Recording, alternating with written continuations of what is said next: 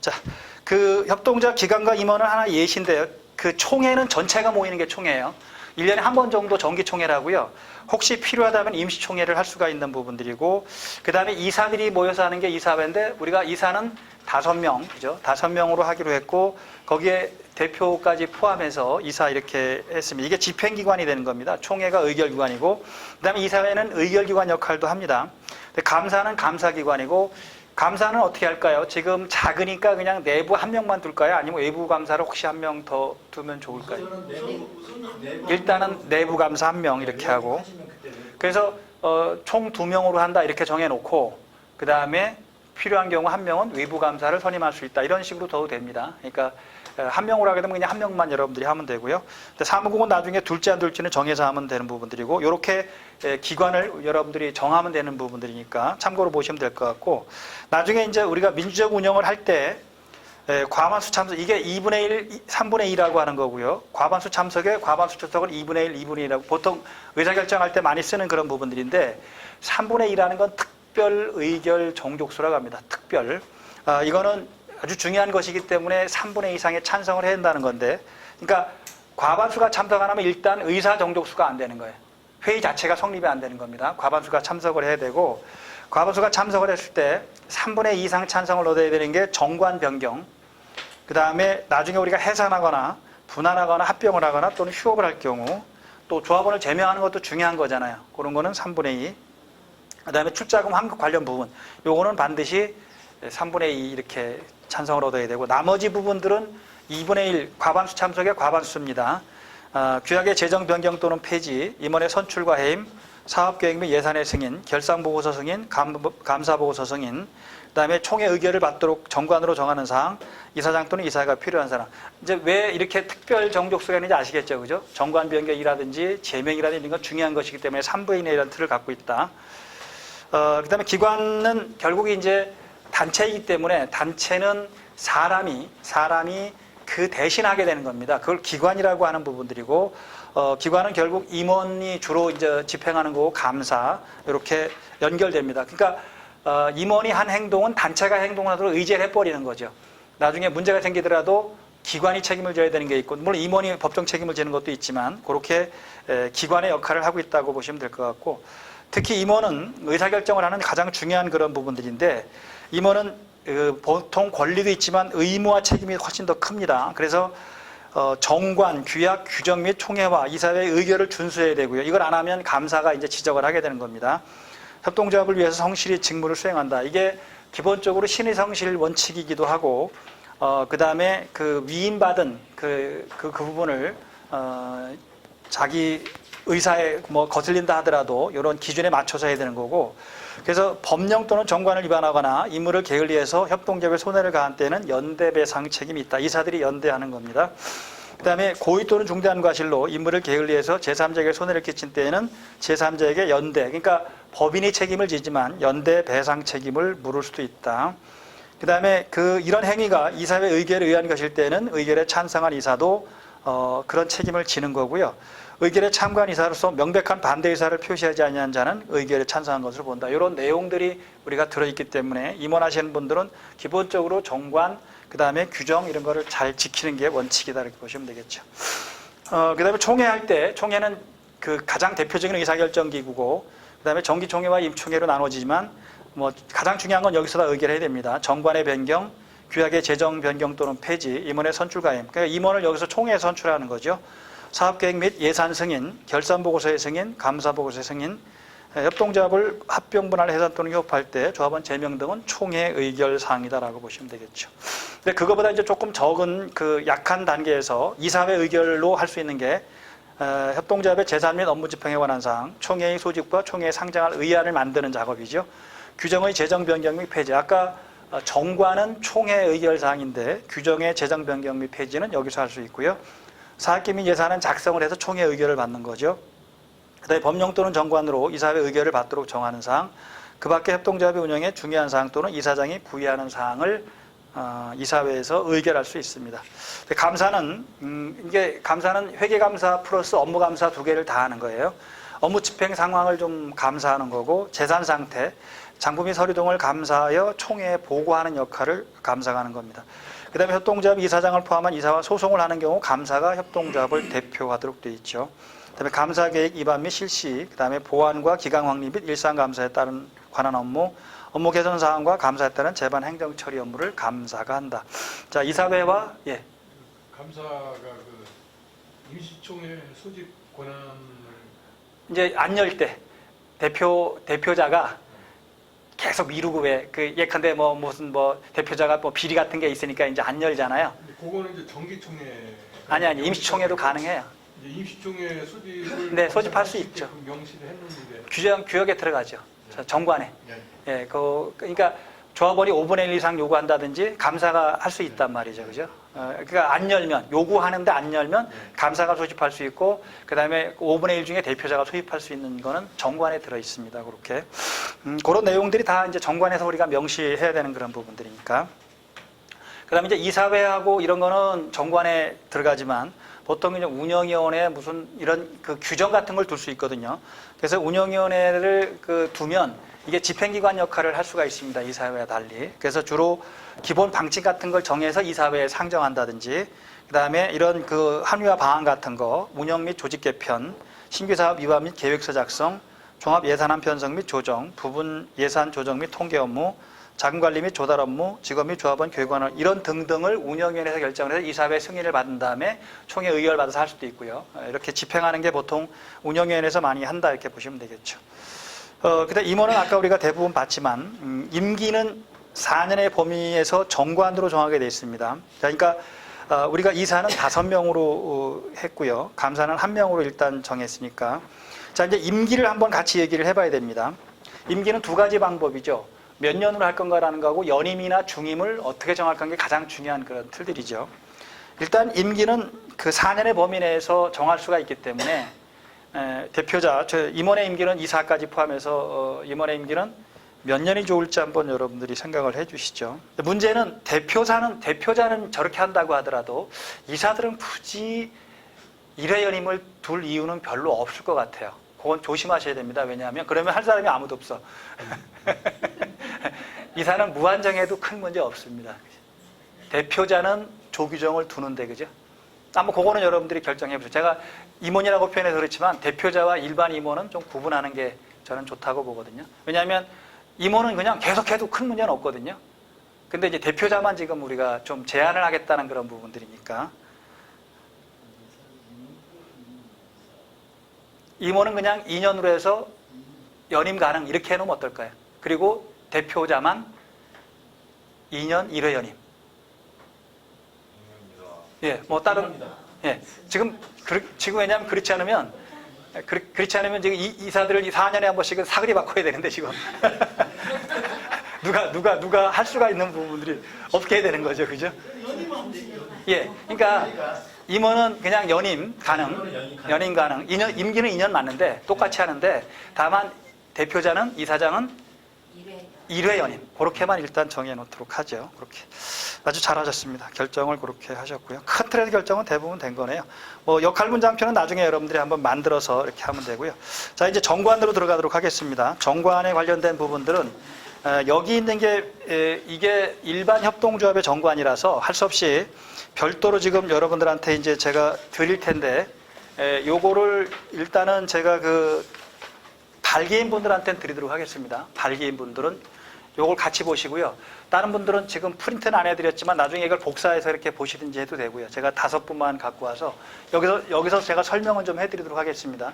지금 교재에 있는 것은 일반 협동조합의 표준 정관예고 지금 여러분들은 영농조합법인으로 했기 때문에 영농조합법인은 또 이 주무관사가 달라요. 일반 협동조합은 기획재정부고 그 다음에 이쪽은 농림축산 관련부라서 달라요. 그러니까 기준이 조금 다르다고 보시면 될 것 같고요. 자, 발기인이시죠? 또 발기인이시고, 또, 어느 분이시죠?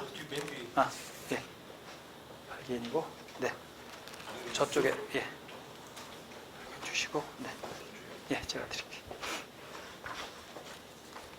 자, 이거 받으신 분은 그냥 준 게 아니에요.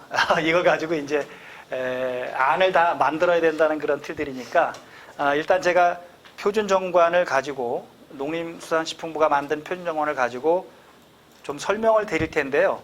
이게 법률 용어라 어려운 게 되게 많습니다. 그냥 이해 못하는 거는 제가 설명을 좀 드리도록 하고요. 잘 안 뜨지? 네.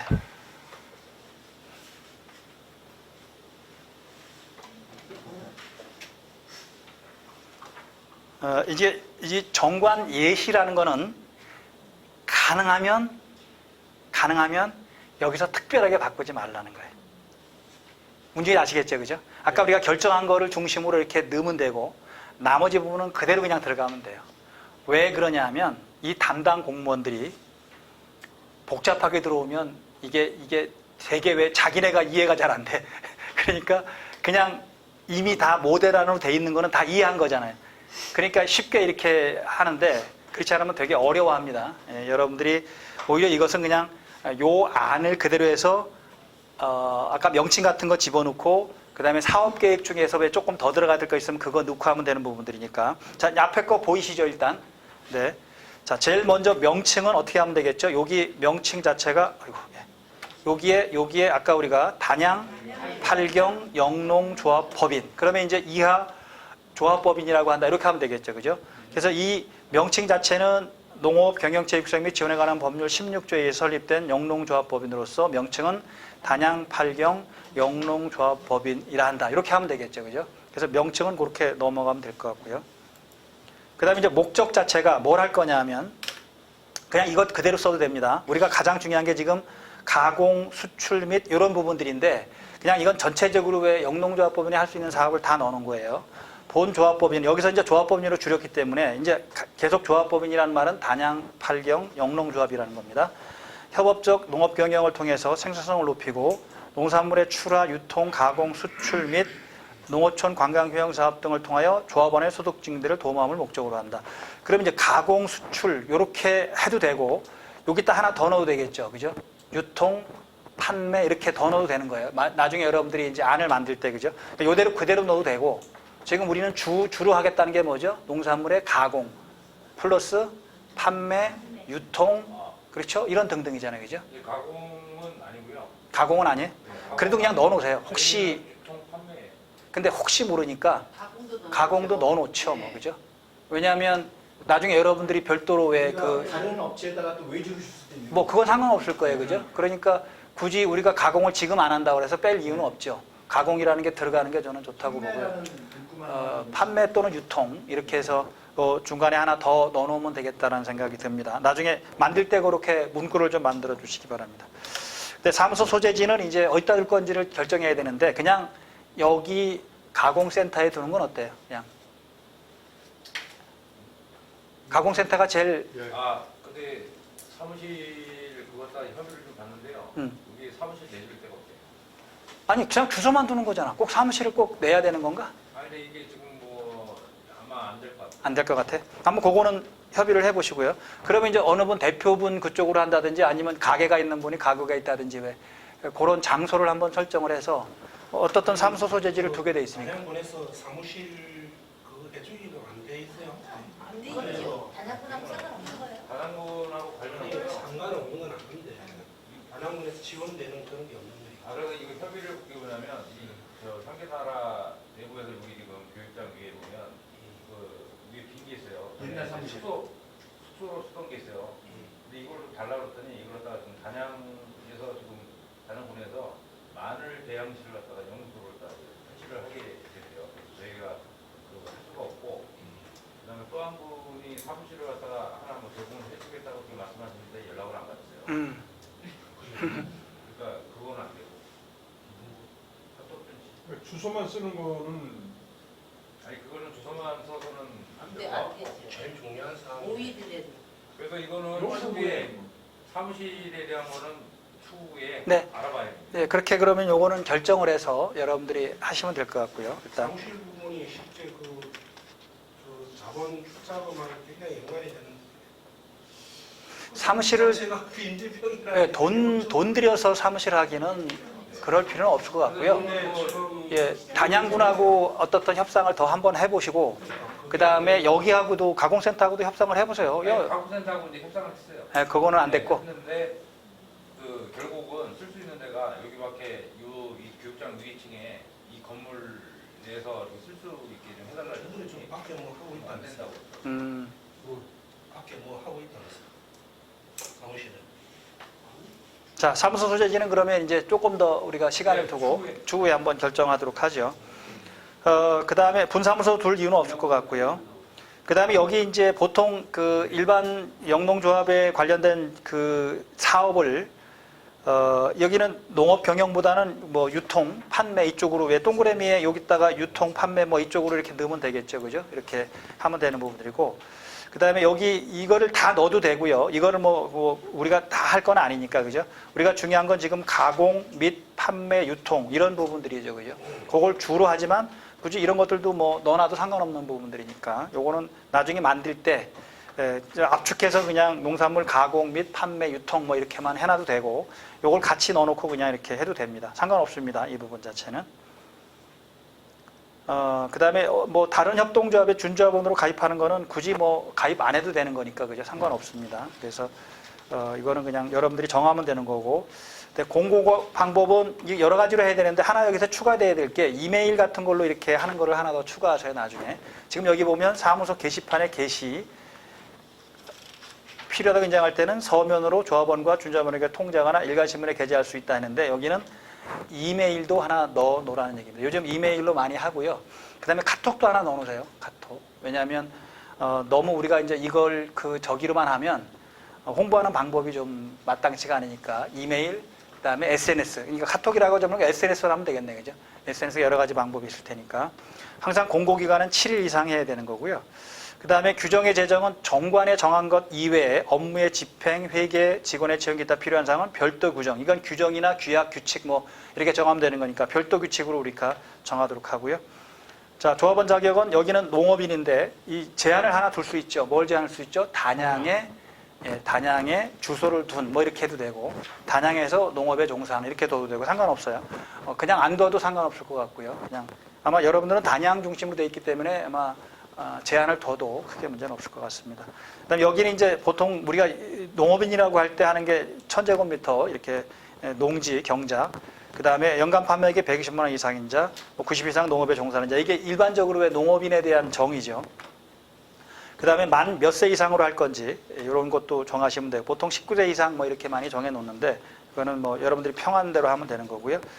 그 다음에 우리 지금 50만 원 이상의 현금 또는 예상하는 농지, 농기계, 가축, 기타의 현물을 출자한 자. 현물 출자를 넣을 건지도 한번 고민해 보시기 바랍니다. 현물 출자를 넣으면 조금 복잡해요. 네. 그래서 현물 출자는 그냥 현금으로만 하는 것도 괜찮은 방법이긴 해요.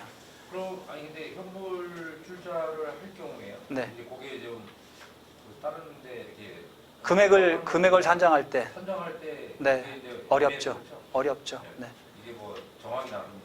그러니까 그거는 그냥 1,000원으로 이길 수도 있고. 여기서 정하면 되는 거거든요. 그래서 뭐 물론 뭐 농기계나 가축 이런 게 우리가 필요한 것도 아니고 그래서 그냥 이거는 그냥 굳이 현물 출자 같은 경우는 별로 필요는 없을 것 같으니까 그냥 뭐 현금만 그죠? 예를 들어서 현물 출자라고 하면 그렇게 생각하면 되잖아요. 근데 그 사무실이나 예를 들어 창고를 지을 그 땅을 네네.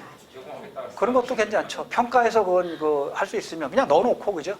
넣어놓고 나중에 평가해서 금액을 정하면 되는 거니까. 출자금 대신 그러니까 일구자가 50만 원인데 네. 일구자 대신에 내가 사무실 제공하겠다. 네. 아니면 땅을 제공하겠다. 뭐 이런 식으로 그 조합 원으로 있는 동안에는 내가 이걸 갖다 이제 그 현물자 이걸로 하겠다 이렇게. 네네. 뭐 상관없어요. 네. 뭐 그건 편하게 여러분들이 내부적으로 결정하면 되는 거니까 그 그렇게. 내용을 따로 주시면 뭐 더도 되죠.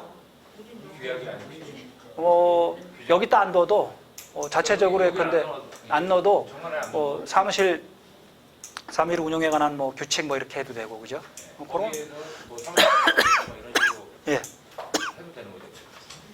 상관없어요.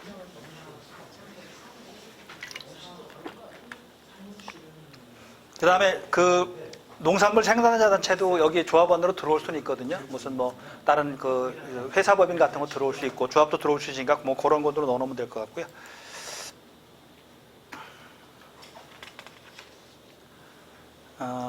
그 다음에 준조합원 자격은 여기 이제 여러 가지 내용들, 생산 자재를 공급하거나 생산을 제공하는 자, 농지를 임대하거나 농지의 경영을 위탁하는 자, 뭐 이런 등등. 그러니까 조합원 자격은 아니지만 준조합원 자격으로 해서 할 수 있는 방법들이 있으니까 그렇게 출자 관련된 부분에서 구체적으로 이렇게 정할 수도 있고, 가입원 이 증명 서류들을 첨부해서 가입 신청서를 조합법인에 제출해야 되고, 그 다음에 생산자 단체의 경우는 사업자 등록증을 제출한다, 이런 식으로 이제 정해놓으면 될 것 같고요. 그래서 주로 우리가 알아야 될 게 주소, 성명, 생년월일, 그 다음에 출자자 수, 그 다음에 경영 규모, 연중 농업 종사수, 이거는 저것 때문에 그렇죠. 농업이라는 것 때문에. 그 다음에 준조합원으로 가입하고자 하는 이런 부분들도 한다. 이건 뭐 그냥 관련된 부분들이니까 참고로 이렇게 보시면 될 것 같고요. 당연히 명부 같은 건 기재해야 되고요. 그 다음에 출자를 불입함으로써 조합원 또는 준조합원의 자격을, 그러니까 내가 가입 신청서를 했다고 끝나는 게 아니고 반드시 뭘 이행해야 돼요? 출자금 납입을 이행해야 된다. 그 다음에 권리 부분들은 뭐 대부분 다 조합원의 권리는 이런 권리를 갖고 있다라고 해놓은 건데, 공동작업에 종사하여 노동에 대한 응분의 대가를 받을 권리. 당연히 내가 노동을 제공했으면 그 대가를 받는 거고, 지분 환불에 대한 청구권도 있겠죠. 해산시 잔해재산 분배권도 있겠고, 선거권, 비선거권 가장 중요한 거죠. 내가 선거를 해서 누구를 뽑을 수 있지만 내가 출마를 해서 내가 당선될 수도 있는 그런 부분들이니까. 그 다음에 회의 참석해서 의결할, 총회 같은 데 주로 이제 하는 거고, 그 다음에 의견 제시할 권리, 그 다음에 감독 및 감사의 권리 같은 게 있다. 이렇게 권리를 이렇게 놓여 있고요. 그 다음에 당연히 선거권 관련 부분은, 그러니까 여기서 조합원은 출자에 다소강 없이 일개 의견과 선공을 가는다. 당연하겠죠. 이렇게. 준조합원은 1항, 2호, 3호, 6호, 여기서 지분 환불에 대한 청구권, 그 다음에 잔여재산 분배 청구권, 그 다음에 운영에 참여해서 의견. 그러니까 선거권, 비선거권 없죠. 준조합원은 선거권, 비선거권이 없는 걸로 이렇게 정리를 해놓겠습니다. 그 다음에 의무는 당연히 뭐 재규정 준수해야 되고, 출자 의무 이행해야 되고요. 그 다음에 노동 규정, 각종 규정을 준수할 의무를 지고, 총회 의결사항을 준수할 의무도 있고, 노력 의무 등등을 이렇게 넣어놨습니다. 큰 틀에서. 탈퇴는 60일 전에 탈퇴 의사를 서면으로 예고하고 탈퇴해야 되고, 그 다음에 정산은 당해년도 말에 한다, 이렇게 해놨습니다. 그러니까 내가 1월 달에 만약에 탈퇴했어도 12월 말에 정산하는 걸로 이렇게 하는 부분들이죠. 당연히 총회 의결을 거친 다음에 하는 걸 기본 원칙으로 대부분 다 하게 되는 겁니다. 이렇게. 그래서 정산은 당해년도 말인데 실제 지급하는 건 정기총회 지난 다음에 대부분 다 지급하겠죠. 이렇게. 그 다음에 자연 탈퇴 또는 이렇게 되는 부분에서 조합원 자격 상실 또는 준조합원 자격 상실하실 때 사망하는 경우, 파산하는 경우, 금치산 선고까지 포함해서, 그 다음에 제명할 수도 있겠죠. 지분을 전부 양도하는 것도 가능한 그런 틀입니다. 그 다음에 자격 상실은 총회의 결의에 의해서 한다, 이렇게 보시면 될 것 같고, 그리고 이것도 이런 말은 넣어놨네요. 부득이한 사유 없이 조합법인이 경영상 어려움에 처해지기에는 탈퇴하지 못한다. 이게 이제 한꺼번에 만약에 여러 사람이 탁 탈퇴해버리면 조합이 망가질 수도 있단 말이죠. 그죠? 그래서 그 한계를 두는 그런 부분들입니다. 그 다음에 제명할 수 있는데, 그 의무, 출자 의무 같은 걸 이행하지 아니하는 경우, 그 다음에 고의 또는 중대한 과실로 조합법인에 상당한 손해를 끼친 경우, 그 다음에 조합을 빙자해서 부당이익을 취한 경우는 제명을 할 수가 있다. 이 제명할 때는 적어도 총회 개최 10일 전에 제명 사유, 그 다음에 변명할 기회를 주고 제명 결정은 서면으로 통지한다, 이렇게 해놨습니다. 제명은 가장 중요한 것이기 때문에 이렇게 만들어 놓은 거죠. 그 다음에 출자, 당연히 뭐 농지, 농기계, 현금, 기타 현물로 할 수도 있다, 이렇게 해놨고요. 그 다음에 평가율은 이사회에서, 그 다음에 이 설립시에는 창립총회에서 왜 평가, 예컨대 사무실에 대한 평가를 50만 원으로 해줄 수도 있는 거고, 그런 방식으로 할 수 있겠죠. 그 다음에 일자의 금액은 우리가 50만 원으로 하기로 했고요. 그 다음에 한 명의 출자수는 출자액은 얼마까지로 한다. 이건 정하면 되는 건데, 지금 우리 그거는 안 정했죠. 그죠? 그냥 균등 분배했는 부분들이니까 그렇게 넘어가면 될 것 같습니다. 그 다음에 여기 우리가 50만 원이니까 한 자 이상, 한 구자 이상 이렇게 하면 되고, 준조합원도 어떻게 할 거예요? 비슷하게 할 건가요? 준조합원도? 같게 하면 되죠. 그죠?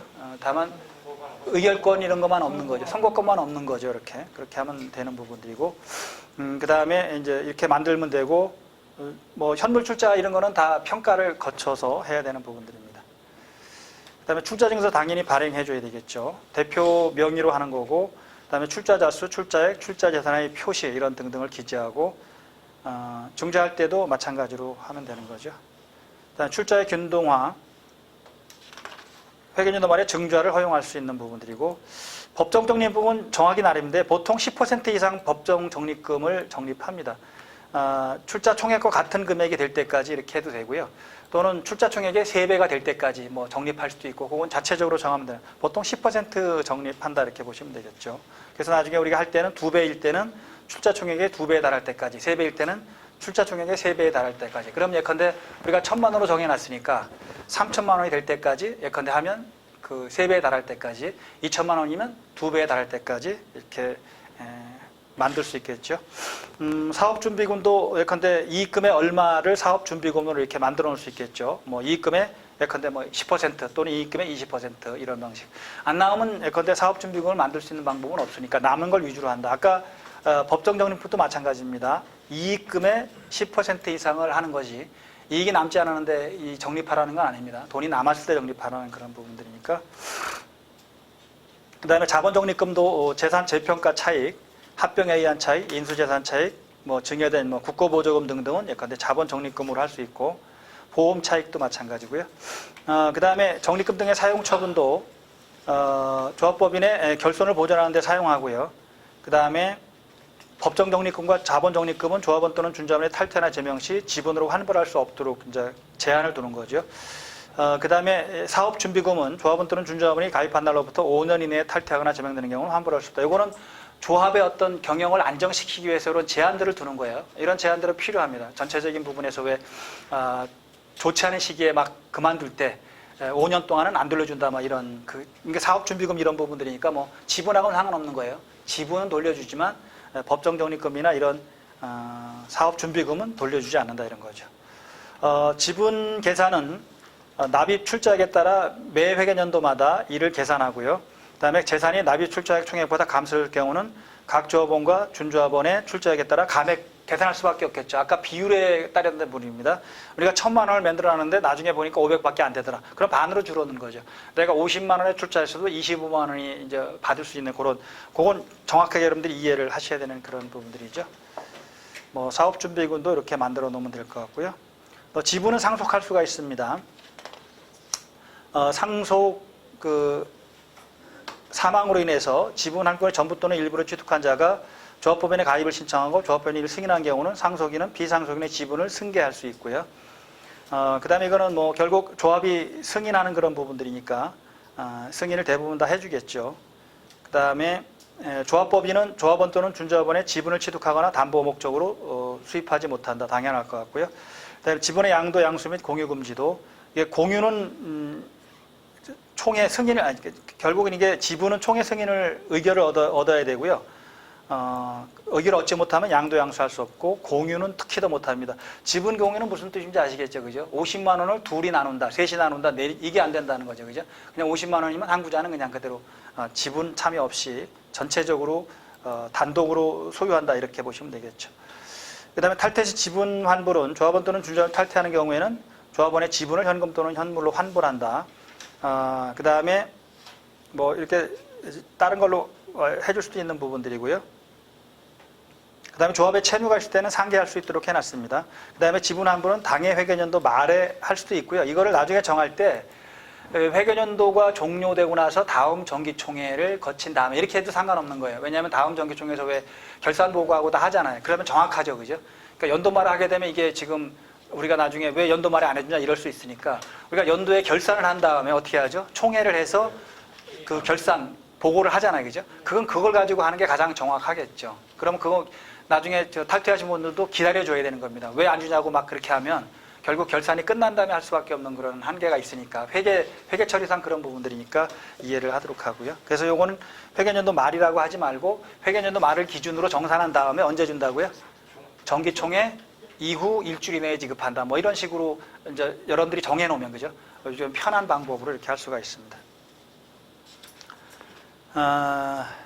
그 다음에 일부 환불도 가능한 부분들인데 이것도 결국은 승인을 해줘야 되는 거죠. 예. 총회 의결이 있는 경우입니다. 총회 의결이 있는 경우. 예컨대 내가 좀 돈이 없어서 그러는데 20만 원만 도로 돌려줘 이렇게 할 수도 있다는 거죠, 그죠? 근데 이런 거는 별로 그렇게 안 해주는 게 좋을 것 같아요. 이게 뭐 탈퇴하거나 제명할 때는 당연히 나가는 거니까 해줘야 되겠지만 회계연도는 보통 1월 1일부터 12월 30일까지도 하는데 아니면 농사를 짓는 거기 때문에 뭐 3월 1일부터 2월 28일까지 해도 상관없고요.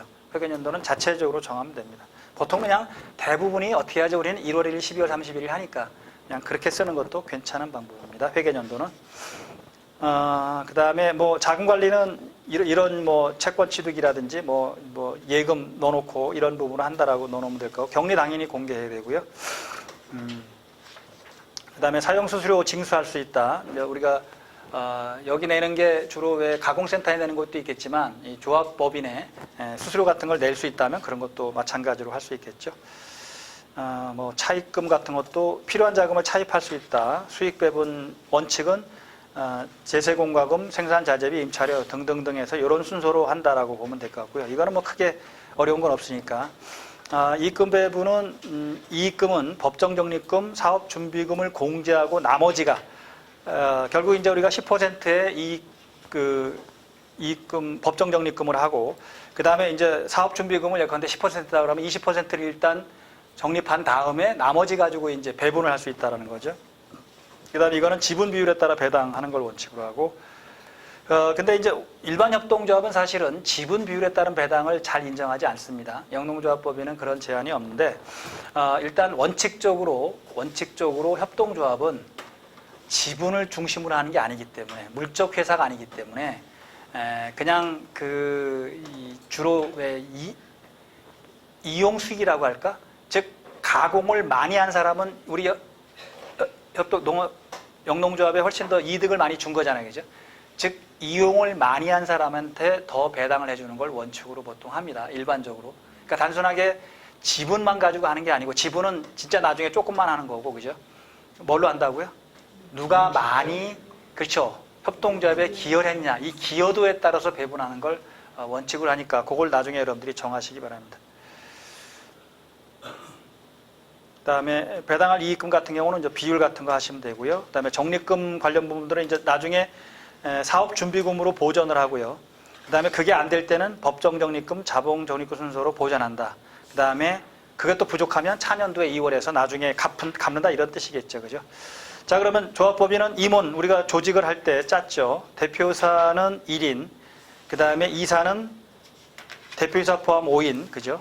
감사는 1인, 그다음에 총무나 부장이나 이런 건 둘러하면 두는 거고, 지금 당장은 필요 없으니까 안 둬도 될 것 같고요.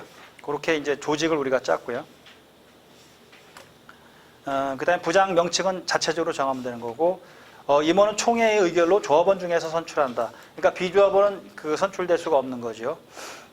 그다음 이사회는 대표이사, 이사 및 총무로 구성함. 여기는 우리가 총무를 둘 거면 총무를 하고요. 총무를 안 둘 거면 총무를 빼면 됩니다. 당연히 대표이사가 의장이 되고요. 그다음에 이제 여기서 우리가 명칭을 한번 고민해 봐야 되는데, 명칭은 여러 가지 명칭 중에서 선정하면 돼요. 지금 대표이사로 농림부에서는 나오지만 보통 일반 협동조합은 조합장 또는 이사장 이렇게 많이 써요. 그러니까 여러분들이 이사장으로 써도 되고요. 대표이사라고 써도 되고 상관없습니다. 협동조합이니까 아마 이사장이 더 조금 낫지 않나 생각은 드는데, 이 농림부에서 나온 거는 그냥 대표이사로 이렇게 돼 있고요. 대표이사는 뭐 일반 회사들이 다 대표이사라고 쓰니까 좀 구분하기 위해서 이사장 또는 뭐 조합장, 이렇게 영농조합 조합장 이렇게 써도 되고, 영농조합 이사장 이렇게 써도 되고, 그건 상관이 없어요. 여러분들이 어떤 명칭을 쓰든지. 그 다음에 이사회는 대표이사가 필요하다고 인정할 때 또는 이사 2인 이상의 요구가 있는 경우 소집한다. 여기는 우리가 이사회는 대표이사가 필요 인정할 때 또는 이사 3인 이상의 요구가 있을 경우 소집한다. 이런 식으로 해도 되겠죠. 그죠? 왜냐하면 우리가 5명이라고 한다면 3명 정도 이렇게 해야 되는 부분이니까. 이사회 기능은 웬만한 건 다 이사회에서 의결을 해야 되는 부분들이에요. 총회 보고하는 사항도 마찬가지고, 총회의 소집과 총회의 부여 안건, 업무를 운영하는 기본 방침에 관한 사항, 고정자산의 취득 및 처분에 관한 사항, 총회에서 위임된 사항, 기타 뭐 조합에 필요한 그런 것들은 다 이사회에서 의결을 해야 되는 그런 틀이 되겠죠. 그 다음에 이 기명 날인하고 당연히 보관해야 되고요. 총무가. 대표이사는 조합법인을 대표하고 조합법인의 각종 회의 의장이 됩니다. 당연하게. 조합의 업무를 총괄하고 조합법인의 경영성과에 대해 책임을 지고, 감사는 회계연도마다 조합의 재산과 업무 집행 상황을 1회 이상 감사하고, 그러니까 분기별로 해도 되지만 너무 자주 하면 그러니까 보통 반기별로 이 감사는 많이 하더라고요. 6월 달에 한 번, 12월 달에 한 번, 그죠? 12월 달엔 정기총회, 6월 달엔 중간 감사 이렇게 많이 하니까 1회 이상 감사한다는 말을 두면 아마 2번 해도 되겠죠. 그 다음에 이사는 이사회에서 미리 정한 순서에 따라 조합장 6곳이 직무를 대리하고 거리된 때는 직무를 대행한다. 당연히 그 이사장이 거리되면 직무 대행을 해야 되는데 나이 순서로 할 건지 아니면 예컨대 뭐 경영 이사가 할 건지 뭐 유통 이사가 할 건지 이런 방식으로 정하면 되는 거예요. 그다음에 총무는 뭐 예를 둘 것 같으면 이제 일반 사무와 회계를 담당하도록 이렇게 하는 거고 뭐 부도 둘 수 있는 거고요. 임원의 책임은 당연히 정관, 법령, 뭐 지침 이런 거 의결 사항을 다 준수해야 되고요. 그래서 아까 임원이 직무를 수행함에 있어서 태만, 고의 또는 중대한 과실로 조합법인이나 다른 사람에게 손해를 끼친 때는 단독 또는 연대 배상 책임을 진다 이렇게. 그다음에 이사회가 불법행위 또는 중대한 과실로 조합법인에 손해를 끼친 경우에는 그 불법행위 또는 중대한 과실에 관련된 이사회 출석한 구성원은 그 손해에 대하여 조합법인의 연대 책임을 진다. 그다음에 명백한 반대 의사를 표시한 경우는 예외로 둘 수 있고요. 그다음에 이학리 사망의 구상권 행사는 이사회에서 대회하는 대표이사가, 대표이사 이사에 대해서는 감사가, 임원 전원에 대해서는 조합원의 3분의 2 이상의 동의로 조합원 대표가 이를 행하도록 해놨고요. 그다음에 임원의 임기는 지금 우리가 2년으로 하되 아니야. 지금 2년으로 하되 연임할 수 있다 이렇게 둬야 되고요. 그 다음에 이제 한 조항을 더 줘야겠죠. 대표이사는 예를 들면 또는 이사장은 2년으로 하되 임기 2년으로 하되 1회 연임할 수 있다 이렇게 만들면 되죠, 그죠? 일반 임원들은 그냥 2년 연임. 그 다음에 대표이사는 2년에 1회 연임. 그 표현을 그렇게 쓰세요. 2년 1회 연임. 그렇게 만들면 됩니다, 그죠? 보궐선거는 예컨대 전임자의 잔임 기간으로 하고 임기는 여러분들이 조정 이미 해놓은 거니까 2년을 한데 연임 원칙으로 한다. 다만 대표이사는 2년 1회 연임 이렇게 이제 정해놓으면 됩니다. 그 다음에 임원을 해임하고자 할 때 뭐 잘못하는 게 많은데 일을 잘 안 하면 못하면 조합원 3분의 2 이상의 서면 동의를 얻어 총회 해임을 요구할 수 있고 총회 의결로서 해임할 수 있고요. 이제 지금 현재는 임원에 대한 보수를 지급하지 않은 걸 원칙으로 하고 필요할 때는 별도 규정에 의해서 실비로 정산할 수 있겠죠, 그죠? 이렇게 경비 같은 게 들어갈 때 이렇게. 그 다음에 당연히 사무실에 비치하는 게 정관 규정, 명부, 그 다음에 총회 의사로 기타 필요한 이런 부분들을 해야 되고 정기총회 일주일 전까지 결산 보고서를 사무소에 비치하도록 해놨고요. 회의 운영은 정기총회, 임시총회인데 정기총회는 예컨대 몇 월에 할 거냐라는 게 12월 30일까지 한 보통 1월 또는 2월 이렇게 하죠, 그죠? 그러니까 보통 1회 2월에 대표이사가 소집한다 이렇게. 그 다음에 대표이사는 총회 소집 5일 전까지 회의 내용, 요거는 5일로 하지 말고 7일로 하시기 바랍니다. 5일 대부분 다 7일이 기준으로 하고 있으니까 회의 내용과 회의 자료를 서면으로 조합원에게 통지해야 되고요. 그 다음에 임시총회 같은 경우 조합원이 요구하면 언제 3분의 1이 이상의 소집 요구가 있거나 이사회가 필요하다고 인정할 때 소집을 요구할 때 대표자가 필요하다 인정할 때 대표자가 소집하는 거고요. 감사가 할 수 있는데 임총회를 소집할 수 있는데요. 대표이사의 직무를 행할 자가 없을 때 감사가 할 수 있고 그다음에 그 3분의 1 이상이 요구했는데 대표이사가 정당한 이유 없이 2주일 이내에 총회 소집을 취하지 않을 때 감사가 할 수 있다는 거죠.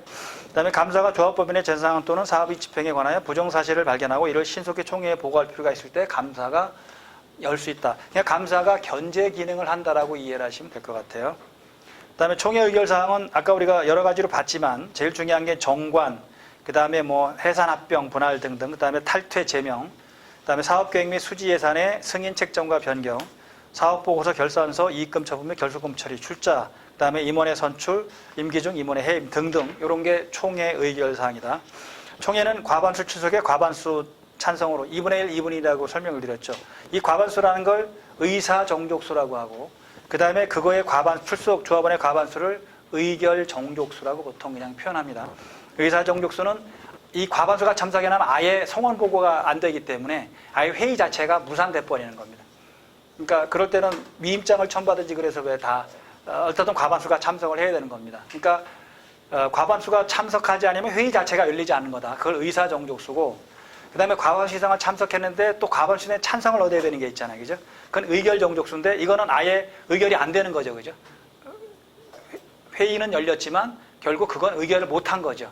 그렇게 보시면 됩니다. 그 다음에 3분의 2 이상은 중요한 거라고 했으니까 정관 변경, 해산 합병 분할, 그 다음에 가입 승인, 제명, 그 다음에 임원의 해임 뭐 이런 등등은 3분의 2 이렇게 보시면 될 것 같습니다. 그래서 정족수 미달, 의사 정족수죠. 유예된 때는 10일 이내에 다시 소집한다 이렇게 돼 있죠. 자, 오늘 열기로 했는데 오늘 자간 과반수가 참석을 안 해서 회의가 안 열리는 거잖아요. 회의 자체가 안 열리는 거니까. 그러면 10일 이내에 다시 통보를 해서 여는 그런 부분이죠. 그 다음에 대리인으로 하여금 의결권을 행사할 수 있게 하는데, 그 다음에 이 대리인은 조합원 또는 조합원과 동일 세대 성년이어야 되고 애들은 안 된다는 얘기죠. 그 다음에 대리인이 대리할 수 있는 조합원의 수는 1인에 한한다 이렇게. 그러면 여기서 조합원과 동일 세대에 속하는 성년이어야 되기 때문에 근데 남편이나 와이프나 아들이나 딸이나 뭐 아버지나 엄마나 다 될 수 있다는 거죠. 그죠? 같은 세대에 속해 있다면 동일 세대라고 했으니까 서울에 있는 아들, 딸은 안 되겠죠. 만약에 이걸 그대로 둔다면. 근데 이걸 만약에 여러분들이 바꾼다면 동일 세대가 아니라도 예컨대 8촌 이내 친족 뭐 이렇게 두는 것도 상관없지만 가능한 한 이거는 대리권은 가까이 있는 사람이 내용을 아는 사람이 하는 게 좋죠. 생판 모르는 아들이 와서 이렇게. 주민등록법상 동일세대네요. 여기서 얘기하는 거는 그럼 동일세대라면 뭐 주민등록법상 한 집에 사는 사람인데 이걸 주민등록이 돼 있어야 되냐는 부분들이니까 그죠? 입증을 하려면 주민등록 등본상에 세대를 해석을 한다면 그렇게 해석을 해야 되겠네, 그죠? 그러니까 결국 이렇게 명쾌하지 않은 거는 나중에 해석을 요청을 해야 되니까, 그죠? 그럼 여기서 동일 세대는, 그러니까 이사회 같은 데서 의결하면 되는 거예요. 여기서 동일 세대는 그냥 주민등록상의 동일 세대다. 그러면 서울에 살아도 주민등록이 여기 돼 있으면 할 수 있는 거잖아요, 그죠? 근데 여기 같이 사는데 주민등록이 안 돼 있다 그러면 또 못 하는 거고. 그거는 이제 내부적으로 여러분들이 이렇게 회의를 진행할 때 여기서 동일 세대란 뭐를 얘기한다라는 거 이렇게 정하면 되겠죠. 그 다음에 한 명이 여러 명 거 받으면 안 돼요. 한 명이 한 명 거만 이렇게 받도록 되어 있고요. 그 다음에 위임장을 제출해야 되고요. 위임장은 대부분 다 인감증명을 해서 한다든지 이런 방식으로 위임장을 하게 되겠죠. 그 다음에 당연히 의사록은 작성해야 됩니다. 회의록이죠. 의사록 작성하고 3분의 2 이상의 서명 날인을 받아야 되고요. 다 참석한 사람 다 서명 날인 받으면 되겠죠. 그 다음에 공고방에서 공고를 한다. 이 공고라는 거는 결국 아까 우리가 SNS나 이런 것도 하기로 돼 있으니까요. 정했으니까 그렇게 좀 편하게 하는 것도 방법입니다. 요즘 뭐 공고 보는 사람 거의 없거든요. 그 다음에 서면으로 보내는 거 별로 없이 아까 얘기한 대로 뭐 밴드라든지 또는 카톡이나 이런 게 대부분 다 되는 거고 또 이메일로 이렇게 여러분 다 이메일 갖고 있을 테니까 이메일로 통지하는 것도 한 가지 방법이다 이렇게 보시면 되겠죠. 저는 하나 네. 그 위임장이잖아요. 아까 저 말씀하시기 저 인감증명서를 첨부를 해야 된다 했잖아요. 일반적인 위임장은 그냥 해도 돼요. 일반적인 위임장은. 그러니까 그건 증명할 수 있으면 되는 거거든요. 위임장 양식이라는 게 꼭 인감증명 첨부해야 되는 건 아닌데 혹시라도 조합이 왜 이분이 진짜 의사인지라는 걸 확인해 보려면 인감증명 첨부해라 이렇게 할 수도 있겠죠. 그건 내부적으로 운영할 때 이렇게. 예. 안 해도 상관없다는 거죠. 그렇죠. 위임장은 그 당사자의 의사만 확인될 수 있으면 굳이 뭐 인감도장 같은 게 첨부 안 돼도 법적으로는 문제 없습니다. 그러니까 근데 중요한 게 왜 우리가 위임장 같은 걸 인감증명을 첨부하라고 하냐면 진짜인지 가짜인지 이런 것 때문에 하는 건데 대부분 뭐 이 정도면 크게 뭐 굳이 인감도장 이렇게 인감 첨부 안 해도 가능하겠죠. 이게 지금 그 단합법 내에서 이런 그러니까 여기서 위임장이라는 건 반드시 인감증명을 첨부한 위임장 이렇게 써놓으면 당연히 그렇게 해야 되겠는데 그냥 위임장이라고 하면 그냥 우리가 일반 양식에 의해서 누구누구한테 내 예컨대 의결권을 예컨대 뭐 위임한다 이렇게만 써놓으면 되거든요. 그러니까 그게 사인을 해도 되고 그렇죠. 사인해도 되고 뭐 도장 찍어도 되고 뭐 그것만 증명하면 되는 부분들이니까 그죠. 뭐 필요하면 확인해 보면 되는 거죠. 다 이거 위임장 뭐 이렇게 보내왔는데 이게 맞냐 이렇게 하는 부분들이죠. 근데 여기는 작은 조합이니까 사실은 크게 문제는 없어요. 근데 저희 같이 이제 큰 단체 같은 데는 예컨대 뭐 회의 의사정족수를 하기 위해서 뭐만 위임하는 거냐면 출석은 안 했는데 출석한 걸로 하는 것만 위임하는 경우가 되게 많아요. 그러니까 의결하는 건 위임하는 게 아니에요. 그렇게 그런 데도 있어요. 왜냐하면 한 몇천 명 되는 데인데 보통 참석하는 사람 몇백 명 참석 안 하잖아요. 과반수를 맞춰야 되니까 이게 과반수가 대부분 참석 안 하니까 위임장을 다 그냥 한 사람한테 그냥 예컨대 조합장한테 다 위임장 몇백 명 몰아주는 거죠. 회의는 열렸다. 근데 대신 결정하는 거는 참석한 사람의 과반수. 항상 우리는 그러니까 참석한 사람의 과반수 이렇게 해버리거든요. 그러니까 3,000명 중에서 한 300명만은 참석했다. 그러면 150명만 넣으면 의결이 되는 거죠. 그러니까 그거는 여러분들이 하기 나름이니까 크게 뭐 그렇게 고민 안 하셔도 될 것 같습니다. 해산은 당연히 해산 의결을 하는 경우, 파산 뭐 합병 의결하는 경우, 파산 명령 받는 경우, 그 다음에 이제 영농조합은 5명이 누가 탈퇴하고 그래 5명이 안 되면 5명을 채워놔야 돼요. 1년 이내에 채워놔야 됩니다.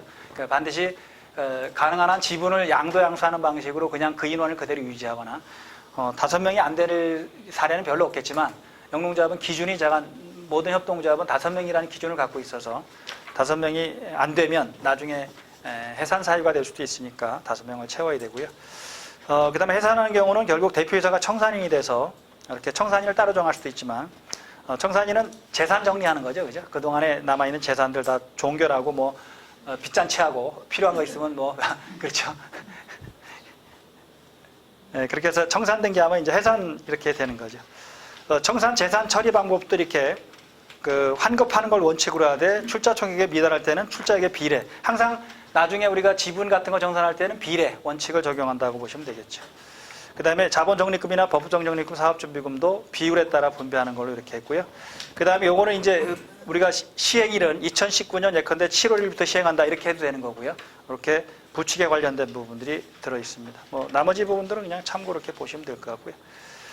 이게 영농조합에 관련된 기본 모범 아니고요. 일반 협동조합하고 조금 다른 부분이 몇 가지가 있어서 요걸 참조로 보시고 그다음에 이제 의사결정 우리가 한 부분들을 왜 그 빈칸에 좀 넣으시고 그걸 가지고 우리가 다음에 한번 모일 때 마지막 날 모일 때는 그걸 전체적으로 한 분이 아까 우리 간사분이 해주시든지 한 분이 다 설명하면서 거기서 다시 한번 조율을 해보죠. 문구를 다 만든 다음에 조율하는 거와 지금은 그냥 제가 설명드린 거니까 아직은 다 명쾌하지 않거든요. 근데 이제 활자가 된 다음에 그걸 설명하면서 이제 혹시 이의가 나올 수도 있고 요건 좀 우리가 좀 놓친 게 있다라고 하는 부분이 있으면 그거를 확인해서 정리하는 방식으로 하면 될 것 같습니다. 대강 오늘은 요까지 정관까지 하는 걸 하고 이제 발기인 분들이 뭐 오늘 모이셔도 되고 다음에 모이셔도 되고 5분이 모여서 이제 지금 우리가 결정된 건 결정된 대로 하면 되고 결정 안 될 건들에 대한 예컨대 조율할 게 있으면 조율하고 해서 그걸 가지고 최종적으로 보고를 하고 그 다음에 이제 마무리를 짓는 걸로 정관 부분은 헌법이기 때문에 가장 중요한 거고요. 다행히 모범안이 있기 때문에 우리는 어려운 건 별로 없습니다. 여기서 필요한 거 몇 개 더 넣으면 되는 거니까.